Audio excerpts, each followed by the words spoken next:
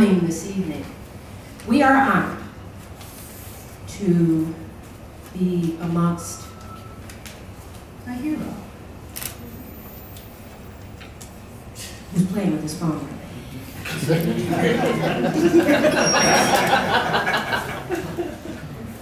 He's got a better phone than I do, too. I am Kimberly Simmons, as was introduced a little while ago. I am actually the president and executive director of the Detroit River Project. But one of my fondest and hardest working jobs, I might add, is the volunteer job that I do here at the museum. I am the current chair of what is known as the Black Historic Sites Committee. We are 42 years old this year. We were formed in 1971 by Council Member Ernest Brown. And if I say I remember Ernest Brown, I'll be telling my age, but I look around and I think I'm amongst friends. Sometimes I'm not. But 42 years ago, Ernest Brown saw a need. And along with the city of Detroit, what was then the historical department, they formed a group that was charged with making sure that the African American experience was not forgotten in this city and the region. Since then, since that time, 42 years later, we have been involved in somewhere in the neighborhood of about 20 historic designations. As a matter of fact, if you drive around, most of which what you see probably has the Detroit, the Black Historic Sites Committee stamp on it. The committee was started, it was very diverse. It was members of the Detroit historical staff, museum curators, and activists, and those citizens that were interested in making sure that this part of our history here in this region, and I say a part of, because remember, African American history is not anything else but American history. But it is actually the charge of the Black Historic Sites Committee is to make sure that piece of our history is not forgotten. So we actually, 42 years later, actually 2 years ago, 40 years later, decided that it was time not only to recognize the sites, but the people that have been involved in this region, in this city. The first, those that have made an imprint on who we are and what we are. And just almost a year ago, we decided, one of our honorees, it wasn't a decision, it was meant to be, was someone who unfortunately couldn't be with us at our gala, which by the way this year is July the 26th, 2013. It is going to be held at the Dawson Great Lakes Museum, starting at 5:30 on that Friday. Last year, we honored someone that couldn't be with us. So we are going to take the opportunity tonight to honor him, as well as listen to his story. I am privileged to introduce a hero. And you know, that is a very big statement. And sometimes we use that statement just flippantly. But I am the niece and the godchild of two men, first and second class, that carried the honor and the privilege of being known as Tuskegee Airmen. I had the privilege growing up to be surrounded by them. And in my later years, as I visited Oakland, California, on the second Tuesday of the month in Jack London Square, at a table in a restaurant, I was surrounded by heroes. And I mean real congressional medal award-winning heroes. And tonight, we are honored to be in the presence of another one. Lieutenant Colonel Alexander Jefferson. Might I ask you to step to the podium, sir?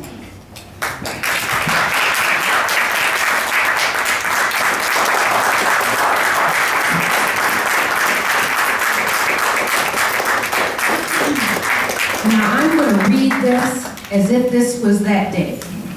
On this day, Friday, July 27, 2012, forgive us for being tardy, the Black Historic Sites Committee of the Detroit Historical Society honors Alexander Jefferson, Tuskegee Airman, author and educator, for a lifetime of great achievement. And might I say, it says author, educator, but it doesn't say hero. So I repeat to you, I offer this small token from the Black Historic Sites Committee. Our recognition of a hero.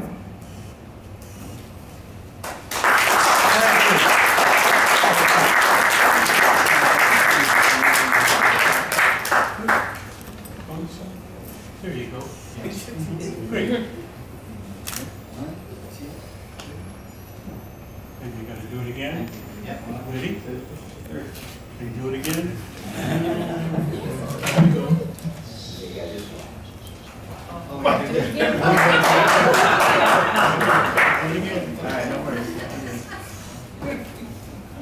Ready? Aim. Fire. Good. Got it? I got it. Beautiful. Am I on now? I'm going to say one more thing.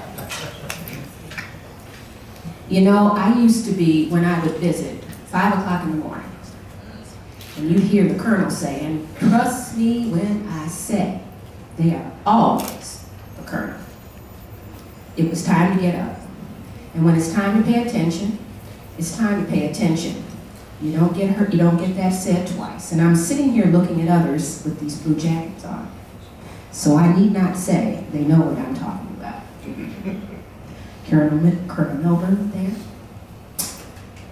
And some of the others that I have grown up with. But it's time to listen to a hero and listen to his story. So I give to you Lieutenant Colonel Alexander Jefferson.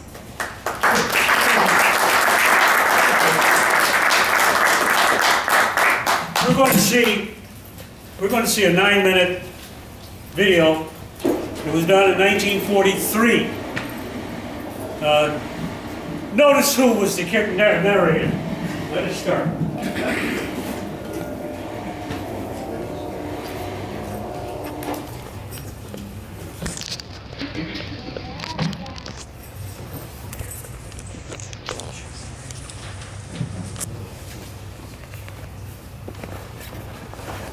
This is a little background for where we start. It's called Wings for This Man, done in 1943. Before Tuskegee Army, well, while Tuskegee Army Airfield was being built.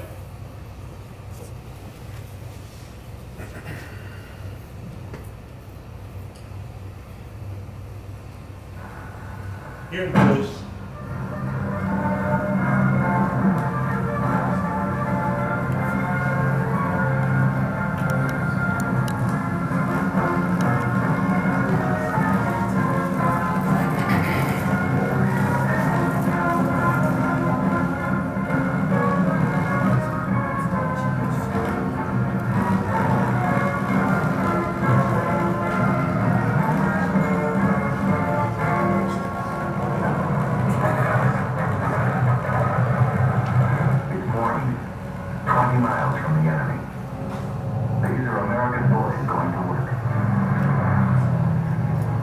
Fighter Patrol.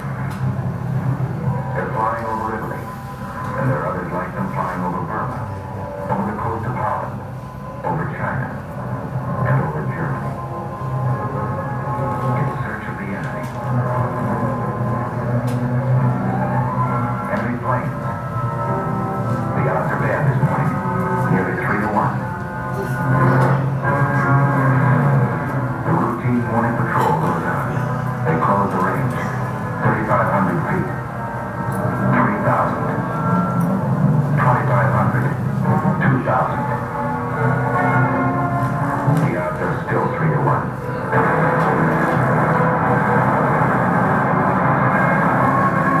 But it's 3 Nazis spinning down in blood and flame to every one of ours.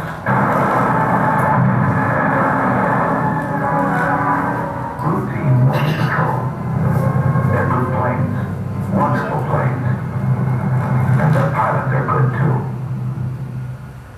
Listen. Yesterday I fulfilled one of my ambitions as a combat pilot. I got one airplane And an American far from home, fighting a war around the world. Listen again. Malaysia, and the second ship was me, and 2 Foxes came on my right. I turned right and put up a stone wall of bullets, and the first A wall of bullets. It wasn't so long ago these men were students in a university, workmen in a shipyard, just plain citizens from everywhere USA. They changed jobs, they changed clothes, they took a train into the future. They didn't know what the future would be, but many hoped they'd get the chance to fly and fight in the air. Some wanted that chance more than anything in the world. Deep inside Alabama is a famous school called the Tuskegee Institute. It was founded on July 4th of 1881. And since that Independence Day, it has graduated many thousands into agriculture, into science, into industry. This school was the first of its kind, and its founder, Booker T. Washington, was a pioneer who broke open a road for others to follow. This man had a dream, and the dream became stone. He lifted the veil of ignorance from his people and pointed the way to progress through education and industry.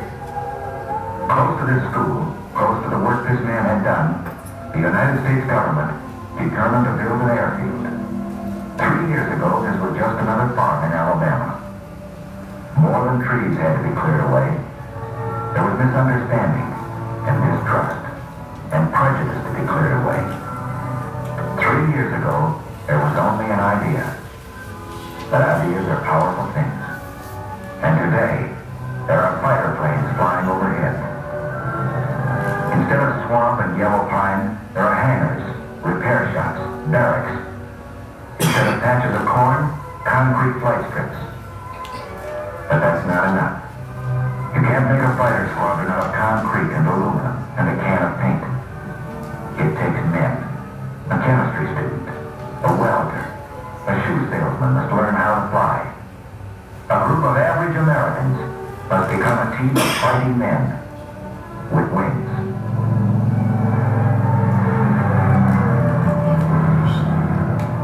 There's a new world up here. A man has to learn his way around. It takes many weeks of learning to make a fighter pilot. And a lot of that learning is done in a hard wooden chair.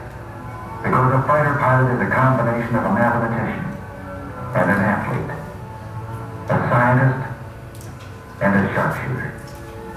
He's got to know what goes on inside his plane. The heart of his fighter is steel and copper. Its bloodstream is gas and oil. But its brain is the man who flies it. He begins in a safe, slow plane, 2 wings instead of 1. But he flies many hours inside a closed room.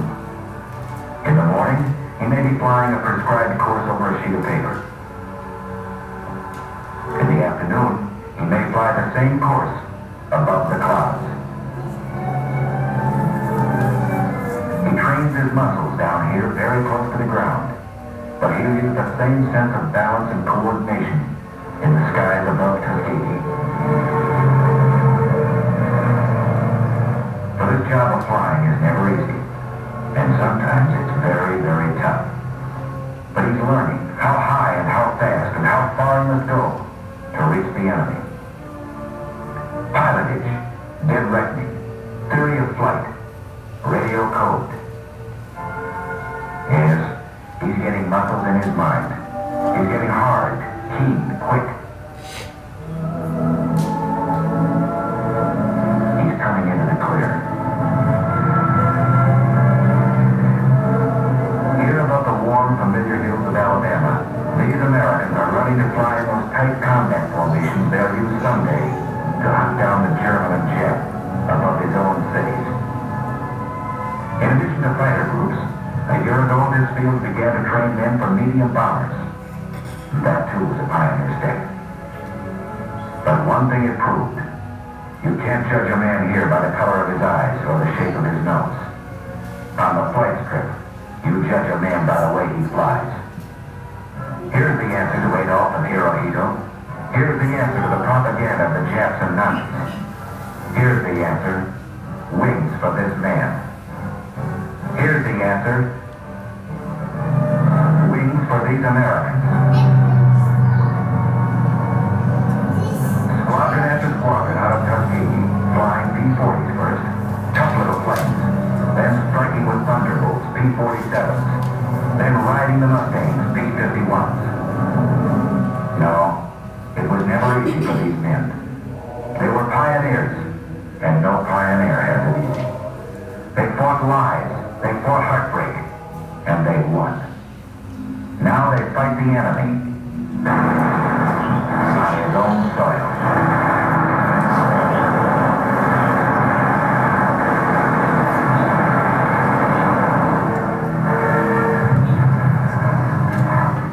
They fought the enemy not without loss.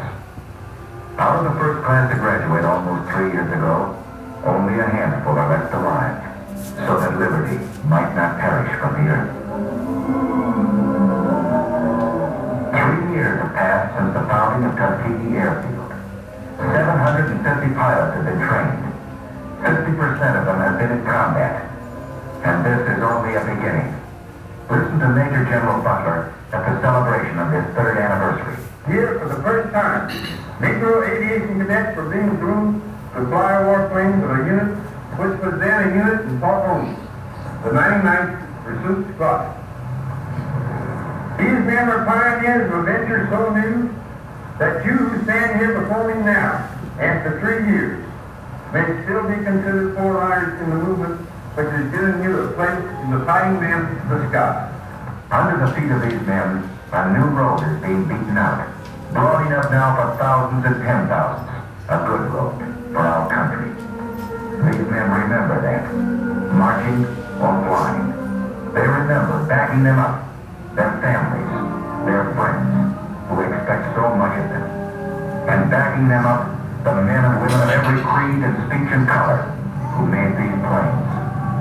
And backing them up, the most powerful force in the world, the strength of the American people.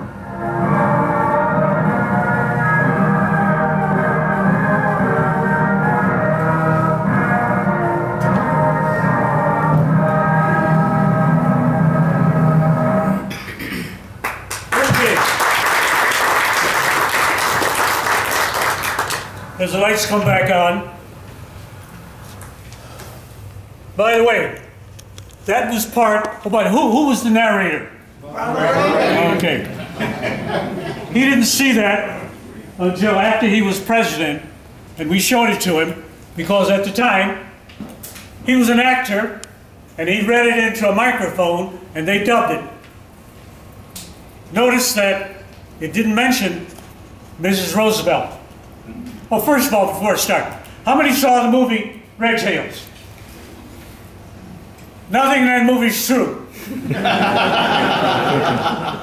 Nothing is true. Let me explain it this way. You know, we had sheriffs.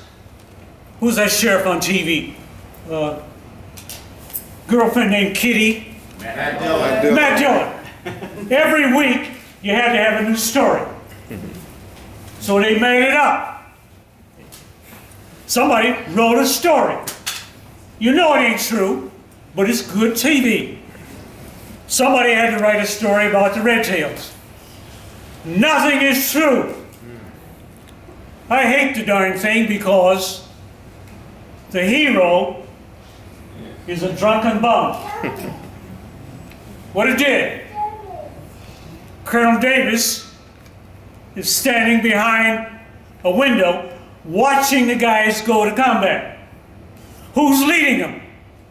A character who takes, before the mission, goes out in his shed and takes a bottle and gets drunk.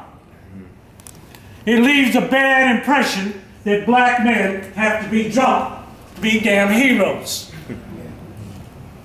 Denzel Washington, in that movie, what's he high on? Cocaine? Alcohol? He does the impossible. Flying a damn airplane upside down. But he's a hero. Mrs. Roosevelt went to Tuskegee Army Airfield. Before Tuskegee Airfield, she went to the Institute because she was a member of the Roosevelt Fund. Money that financed children at Tuskegee Institute learning how to fly. Chief Anderson was a black civilian pilot teaching kids how to fly. She went there looking after the money. And while she was there, she took a ride with Anderson. Tuskegee Army Airfield started up 2 years later. In the first movie, she is shown flying with a cadet. How the heck can a woman get over into a PT-17 Stearman? Impossible. She actually flew in a Piper Cub. It's about that low, and you get in it this way. I came along after, oh, by the way, the first class was 1942. I didn't come in until 1943. I had to be a college graduate. If you're white, you could be a high school dropout. Chuck Yeager, darn good pilot, don't get me wrong. High school dropout. He got his GED after he got out. We had to be college graduates. We had to be super. I graduated in '42 from Clark College. And somebody said, why do you want to fly? 1942, I was going to be drafted. If I were drafted, I'd go to the quartermaster. Heavy, nasty, filthy, dirty work. $21 a month. If you were, oh, by the way, remember now, cigarettes were 5 cents a pack. Bread was 5 cents a loaf. If you went to the cadets, to be a cadet, you made $75 a month. With your own room. When you ate at a table with a tablecloth. And after 9 months, learning how to fly an airplane, exciting? Heck yeah. 9 months later, a little gold bar in your collar, $150 a month. Which would you take? No sweat. I wanted to be a pilot. Hell yes. You know, with the gold bar and a set of wings and all the pretty girls. Hell yeah. I came out in January '44. First class came out in March '42. I came out January '44. The last class, March '46. So relatively, I came out in the middle of the program. Altogether, 990 men got their wings. 992 or something like that. 450 went overseas flying combat. The other half were B-25 pilots. We had a B-25 group flying B-25s at Godman Field, Kentucky. They never got overseas. In order for them to go overseas, they had to be accepted by a wing. The wing never accepted a black group, the only black B-25 group. So they trained, and when We came back from overseas, they put us in P-47s, single-engine P-47s. Combined with the B-25s, we were slated to go to Japan. Thank God, they dropped the atomic bomb. And I hear somebody say, "Oh my God, they dropped the atomic bomb and they killed all those people." I said, "Damn right." Hell yes. Why? The Army had ordered 450,000 body bags. Who are they going to use them for? American. And not the Japanese. Anticipated dead Americans invading Japan. I came out in January '44. Stayed a month at Tuskegee, flying the P-40s. February '44, I came up to Selfridge, flying the P-39. That's that crazy airplane with the engine behind you and a long drive shaft to the prop. Straight and level, beautiful. Don't try to turn it. Darn thing would stall and flip over on you. We caught hell. We wanted to go to the officers' club. About 40 black officers on post. Colonel Selway said, "Hell no." Period. NAACP applauded. Urban League raised all kinds of hell. One day, I'm out over Lake Huron flying gunnery, and the radio says, "Hey, by the way, don't worry about him. I'm a school teacher, hell." Radio says, "All officers report to the post theater on a double."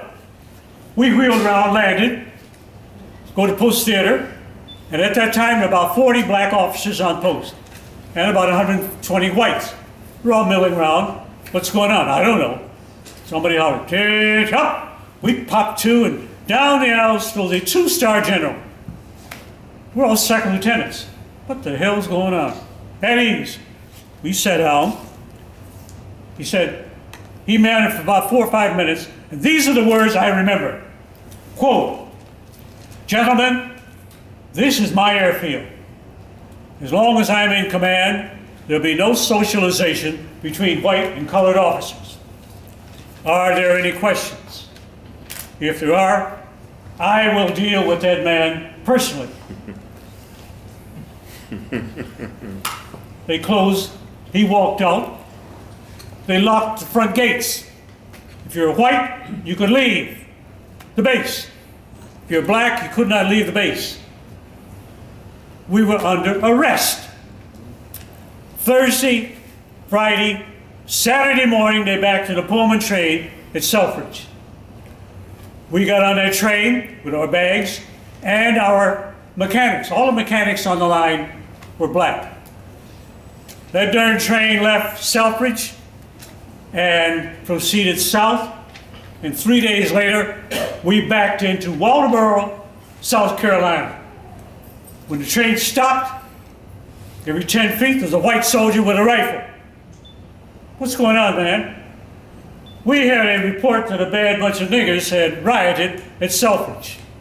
Here we are, dress uniform, introduction to racism, segregation, again. German POWs on the base had all the privileges of the base.